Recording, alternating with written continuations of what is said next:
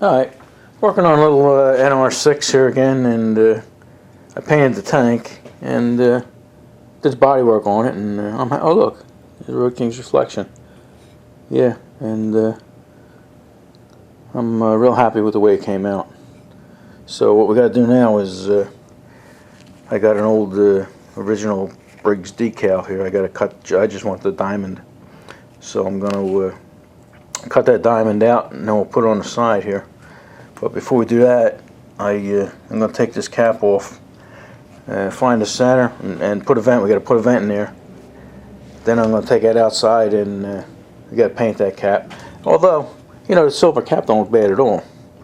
But you know, you don't want to have too many different colors. You know, you got red, black, and the pulley's going to be silver and everything. So I'm going to paint that black. So let me throw you in a tripod, and we'll get some work done. And then after that, maybe we'll hone the cylinders and maybe do some lapping, you know, and get this thing pretty close to slapping together. All right. I'm going to put the hole in this this cap now. You know, and I could just estimate where the center is and everything, but it wouldn't be perfect, and that just looking at that would bug the heck out of me. So I'm going to use this little tool here, this center finder. All you do is slide in the middle there, and there's a little line here. Scribe mark there, and we'll turn it. Doesn't even have to be perfect. Make another line, and there we are, man. Dead nuts on. I don't know if you can see that. You can see it now. There you go. Yep. Here's the center mark. Dead nuts on. So let's take it over to the vise and poke a hole in it. Alright. I got yours in the vise now. This here's just the back end of a old hammer. Just so I have something to back it up when I hit it. Alright, let's go. Whoa, almost slipped. Look at that. That's supposed to be sharp.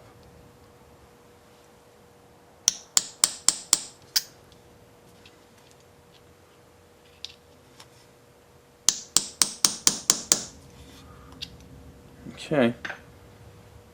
Here we go. Here's your vent hole.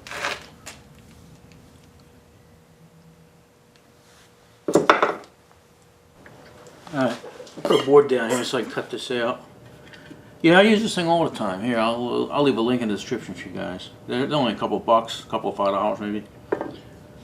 But let me cut most of this away here.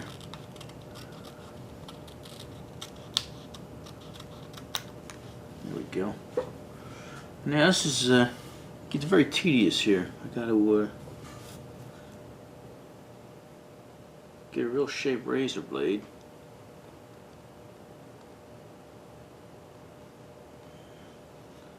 And then start trimming the edges here. Alright. Let me go get a better pair of glasses on, and we'll do that. Like I said, that's pretty tedious, so I don't need you guys looking over my shoulder on this one. I'll show you when I get done. I'm actually doing better with my fine Italian surgical scissors here, because with the razor blade, it was sort of damaging it, you know, it was like chipping it away. But with these here, it's, you guys in line there?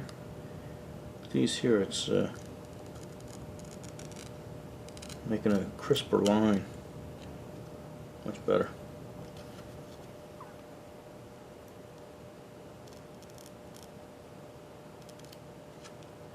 Okay, let me continue on.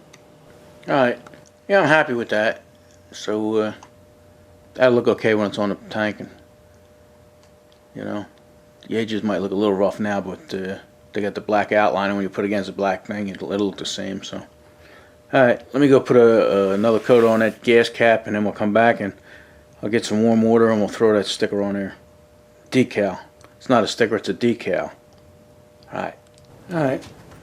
I got you guys in the vise here. And I got some water here, some lukewarm water. And I'm just going to throw the sticker in here. I keep calling it a sticker, it's not a sticker. It's a decal. See the way it curled up? And we'll leave it in there for about 5 seconds or so until it starts sliding, and then we'll put it on. Probably ready to go. I was talking, it's probably 5 seconds already. But let's see. You look at the tank, you can actually see me. You see me, my reflection? You could watch me do it in the reflection. Oh wow. Yeah, it slid off easy. Yeah, I didn't mark anything out here. I'm just gonna line this up by eye. There we go. It's actually pretty good. Get all that water out of there. I hope I didn't lose too much glue while I was talking to yous. This ain't the best sticker anyway, I don't like it. We'll see. Alright. I'm gonna let this dry out a little bit and keep rubbing it on. Looks like we lost the corner there. Oh well. Alright. Yeah, I'm gonna call that done. Yeah, I ain't gonna lie, that gave me a lot of trouble, that sticker, you know, because it's going on a round surface, you know, and I had to go had to bend 4 different ways. So I'm going to call that a 5-footer there. I even had to make some relief cuts. There's a case where a vinyl one probably would have been better, you know, because you could heat it and they stretch and stuff like this. But you don't get away with that with these water transfers. So, all right, that's going to have to do it. All right, let's maybe we'll hone out the engine. All right, come on. All right.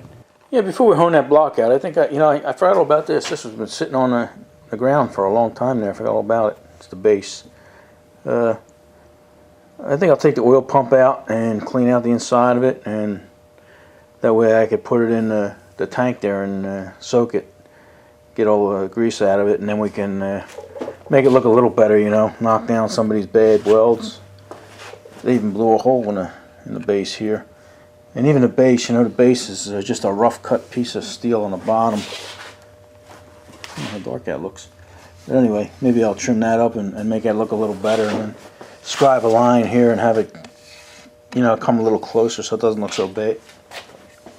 And round it around the feet. Get rid of these big, ugly welds. Like I say, maybe make it look a little better. Not get rid of all of it, you know, keep some of the character, but looks like there's a lot of shrapnel in there.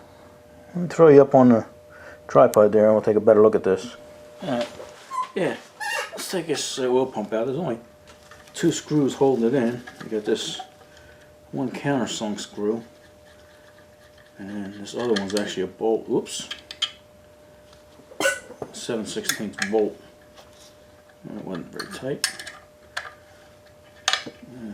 Not much of these oil pumps, pretty simple.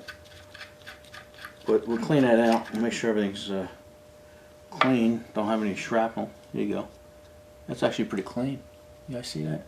It's clean. Yeah, be careful if you guys take these apart. This piston comes right out, and then there's a ball bearing in there. Be careful not to lose that. It'll probably come out when I clean it. But it's not very difficult to lose that. Don't ask me how I know. Alright, let's take a look in here. I'm going to turn it this way so I can see. Look at all this shrapnel that was in there. I don't know how well you can see that. So when they blew this thing to pieces, all they did was put another connecting rod in there. Wow, big chunks, and didn't even clean this stuff out. This must have been going for a while, because look at all this. You saw it? That's actually metallic. Wow. A lot of metal on the bottom here. And let me pull this out of the swamp here. Just old pieces of connecting rod here. Yeah, they didn't even clean it out. Alright, I'm going to take this and put it in a dunk tank. And like I say, we'll let that soak, and we'll continue on and let's get the block. We'll do some honing. Alright, yeah, let's hone this thing out here. Before we start that, let me get this out of the way for a second. Alright, last time I honed an engine, I was going to use this. You know, they're all the same board, they're about 2 inches. And I bought this one and it was sloppy. It was sloppy inside the hone. Inside the cylinder. Matter of fact, let me get that engine back. Okay. Last time I did an engine, it was that swamp engine. And this hone I got was real sloppy. See the way it's just moving around in there? It says 30 over, but still it should be tight. And I got all kinds of comments saying you should have bought a good one, and you know, you can't save money, you're saving the money in one place, all that. Well, this actually wasn't cheap. This is an actual brand. I don't know if you guys can see that, but I don't know if it's going to focus in, but that's OTC. OTC Tools. Owatonna Tool Company. Owatonna, Minnesota. Been around for a while, and they make good quality tools, you know, and that's why I bought that. And that wasn't cheap. Matter of fact, it was more expensive than this one here I picked this one up later on. And the only reason I went with this OTC is because it was on Amazon and I could have it the next day. And if I had gotten this, it would have taken a week off of eBay. They don't have this kind of stuff locally.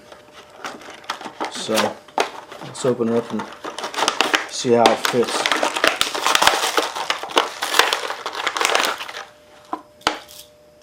Alright, there you go. That's much better. They said it should be tight. And that's going to be tight. But it's going in. It's going in there. So, like I said, this was actually more expensive than this one here, this flex hone. And most people use this kind here. So that's where we're at with that. So it's not like we're trying to save money or we bought a cheap Chinese one. It's from China, but it was from a good American company. Also, whenever I hone an engine, I always get dozens and dozens of comments, you know, because I used to use oil, you know, just regular squirt oil in there and hone it. And everybody would tell me all kinds of stuff. Use this, use that, use alcohol, use that. But a buddy of mine down there in Australia, who's a real deal, he's a real mechanic, zig gassed up. He told me use WD-40, slow RPMs, and vigorously up and down. So that's what we're going to do. And Zig's helped me out a couple different times. So, and I know if you watch his videos, you know he's a real deal just by the stuff he works on. You know, he'll have a complete engine, a Jaguar engine part or something like that, and next day it'll be all back together running.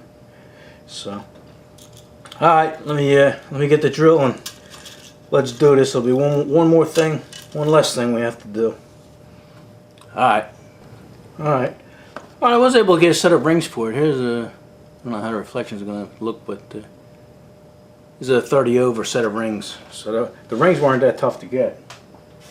A little pricey, but we had to do it. Alright. It's WD-40. I don't know if you guys can see that.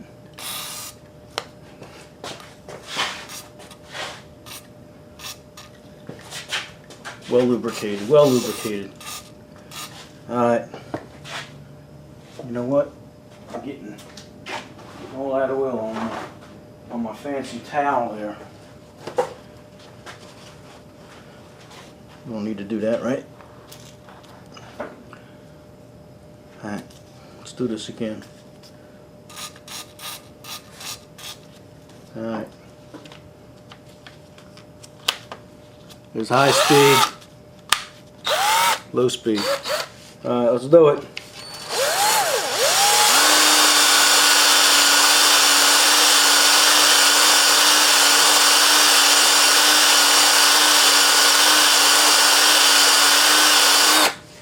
Alright, let's look at it. I just want to get the glaze off it. Let me wipe that down. Alright. Yeah, it actually looks pretty good. I'm going to do it again real quick. Just for fun. But that cleaned it up nice. Yeah, I'm sold on these ball hones.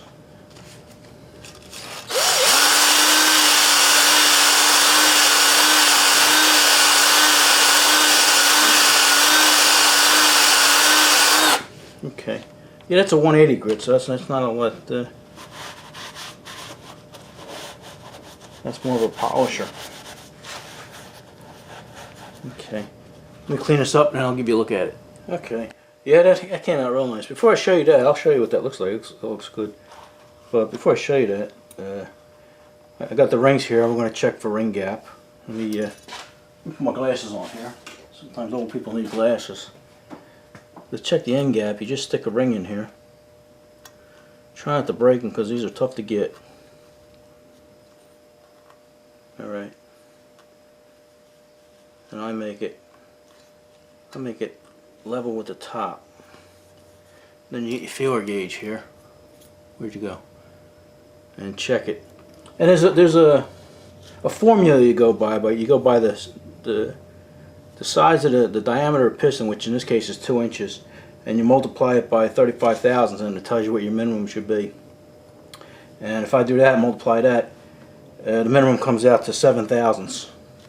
And I got this at 8 thousandths right now, and that's right where we're at. So I checked the minimum and maximum, and they said the minimum and maximum for this piston should be 6,000 to 14,000. So 8 thousandths is good, but that's the top. The rings don't even come up that high. So what you do is you take the piston and you push it down evenly, and it pushes that ring down.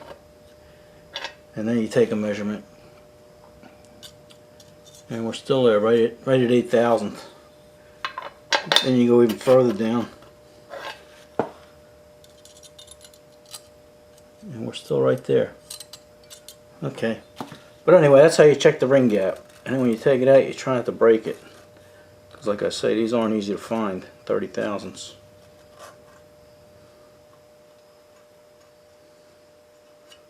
Okay. You can check all the rings if you want, but I mean, if one's good, they're all going to be good. But I'm going to check them anyway. Alright, let me take you off the stand there, and we'll show you what this cylinder wall looks like. You'll really like it. Trust me. Alright. Yeah, I didn't find any. Let me put the light on here. I didn't find any scoring. You know, you'll see different color variations and stuff, but that's probably more of staining than anything. But there weren't any gouges or anything in here. And I'm happy. I'm real happy with the way it is. See, that was like just staining, but I think that came out nice. I don't know if you can see the cross hatching, but I'm real happy with that. So, alright, so we're almost ready to put this together. I got lap these valves and finish up on that base, and then we're ready to go. But you guys go over there and check out Zig Gassed Up. He's Australian, and like I say, I mean, he's got some good stuff there. I mean, the guy is he's probably the best mechanic I know on the YouTube TV. And you ask any old mechanic, he'll tell you same thing. I think he's got an old 36 Chevy, or around that year. Pretty cool. He's got some good stuff down there, so go check him out. I'm gonna leave a link in the description down there. And thanks for always helping me, Zig. You're always there when I need you, buddy. Alright, I think this video is probably getting a little too long, so what do you say? Enough of this? Alright, see you guys later.